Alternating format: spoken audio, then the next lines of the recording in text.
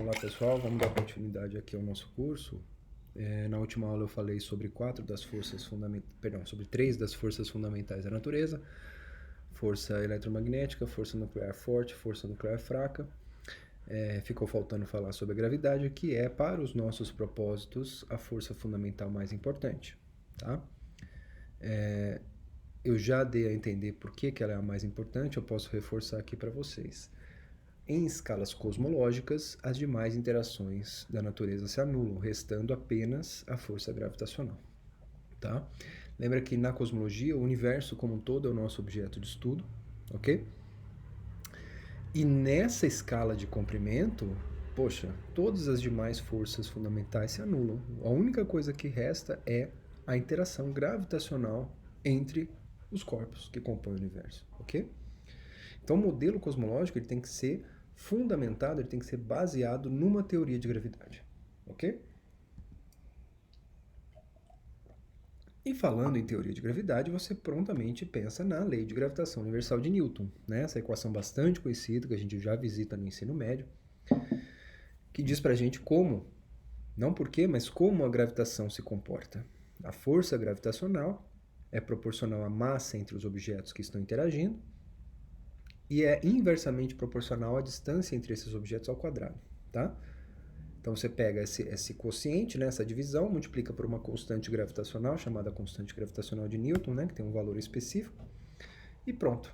Você tem a magnitude da força gravitacional. Você tem a magnitude da interação, né, a força de atração entre esses objetos, certo? É isso que a gente pensa de cara quando a gente está falando de gravitação, certo? No entanto, o modelo cosmológico ele não vai ser baseado na lei de gravitação universal, ele não vai ser baseado na equação 2 aqui do nosso curso, tá? E eu vou falar por quê. O que acontece, pessoal? A equação 2 ela funciona, isso a gente só foi perceber depois de um tempo dela ter sido proposta por Newton, né? A equação 2 ela só funciona, aliás, ela funciona perfeitamente bem para fenômenos gravitacionais terrestres. Então, se você quiser estudar testar a sua teoria, né? Testar uma teoria é o quê? É confrontá-la com experimentos, com observações, né?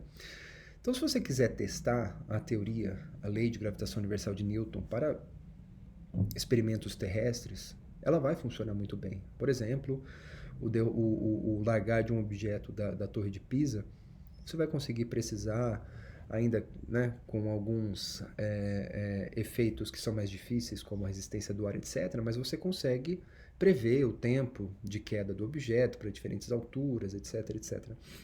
A coisa funciona muito bem, né? O que acontece? Ela deixa de funcionar quando você começa a considerar campos gravitacionais mais fortes, tá? Ela funciona muito bem, não há nada especial com o planeta Terra, ela funciona muito bem também se aplicado à Lua, né?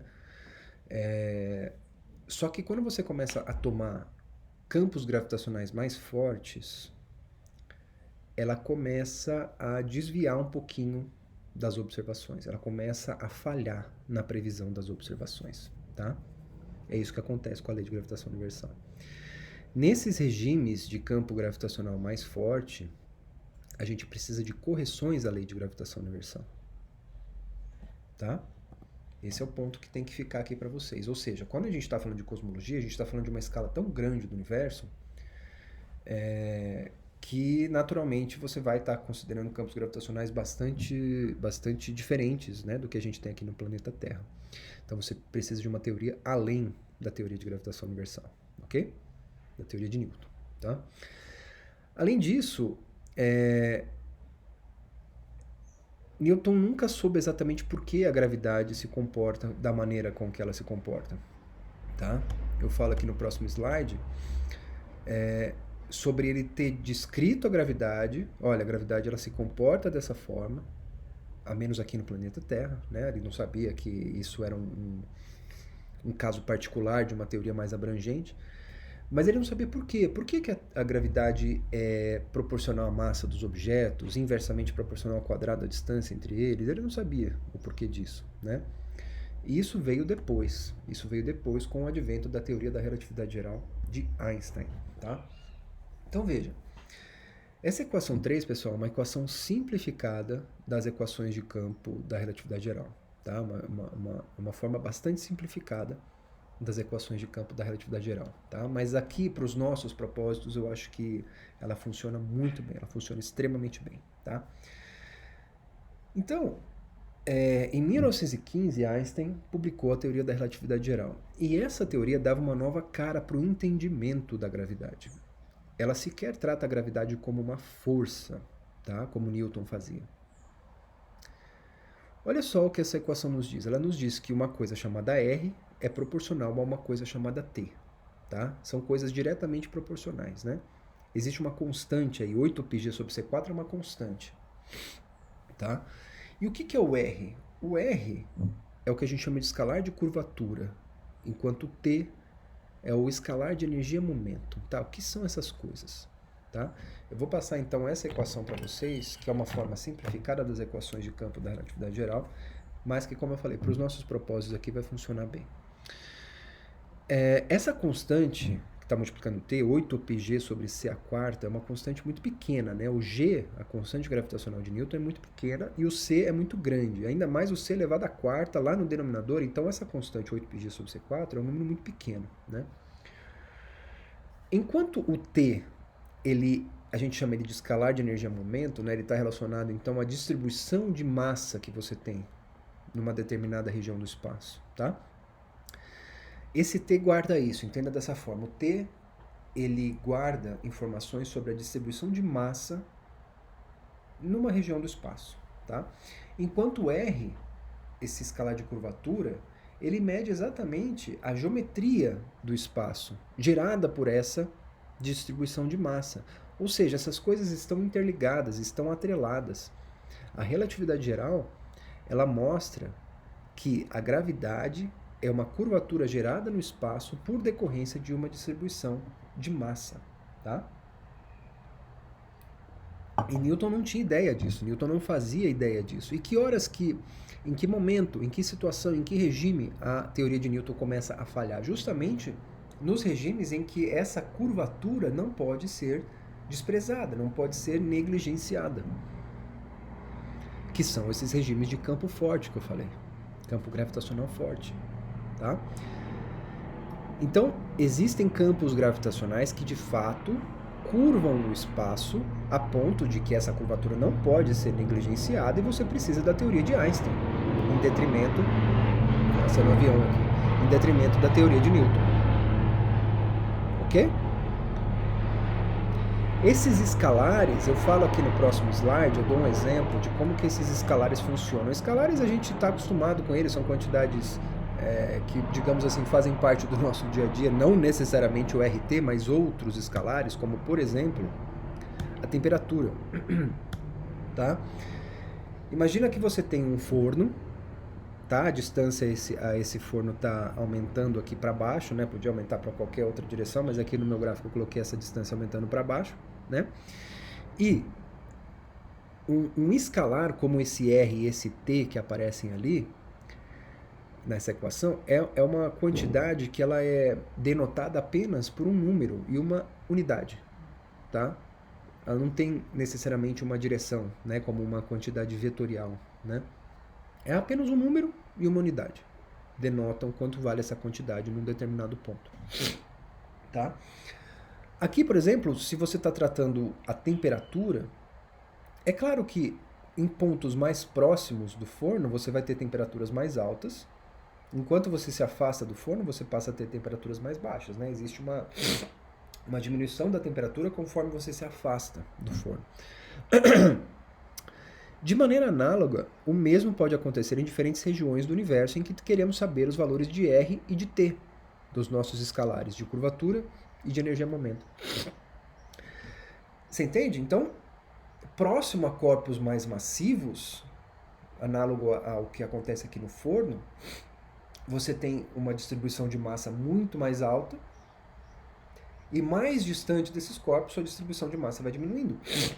Massa e energia, né?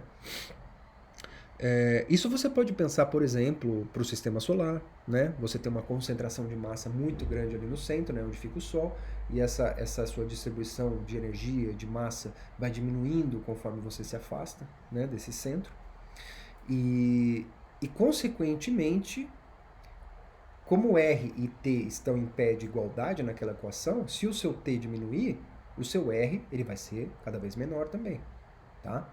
Ou seja, a distribuição de matéria, ela vai dizer quão curvado é o seu espaço, certo?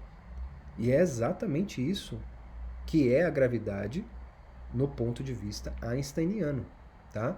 Não é necessariamente uma força de atração, mas é uma manifestação da curvatura do espaço gerado pela distribuição de matéria, tá? Sendo que a curvatura do espaço e a distribuição de matéria estão codificadas nessas quantidades R e T. Tá legal? Então veja, enquanto Newton entendia que o espaço e o tempo eram quantidades absolutas, entidades absolutas e independentes, né, na visão de Newton, as coisas aconteciam no espaço independente de qual era o espaço e não modificavam o espaço de forma nenhuma. Tá? Para Einstein, por outro lado, o espaço e também o tempo, tá? Porque num estudo mais minucioso, mais cuidadoso da gravidade, a gente entende que também o tempo se curva na presença de corpos massivos, tá? Isso pode ficar para um outro curso, tá legal? Para Einstein é diferente. Por quê? Porque a distribuição de matéria que você tem, ela molda o espaço ao redor dela, tá? É bastante diferente. Espaço e tempo deixam de ser absolutos e também de ser independentes, né? Existe uma coisa chamada espaço-tempo para Einstein, ok?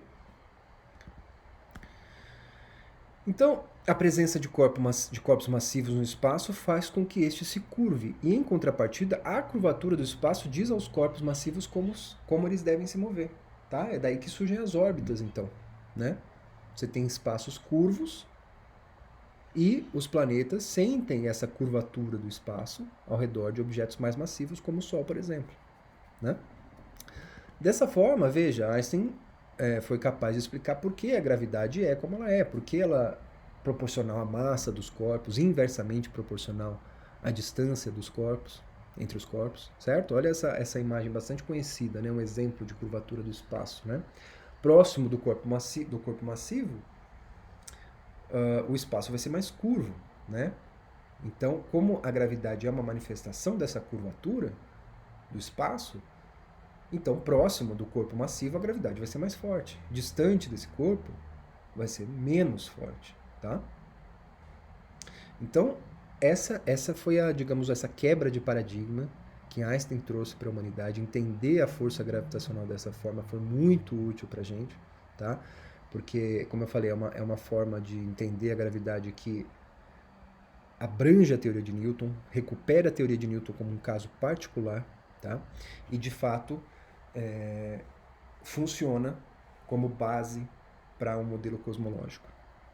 Tá? A teoria de Einstein, sim, funciona como base para a construção de um modelo cosmológico, ok? Então, na aula de hoje eu termino aqui falando sobre gravidade.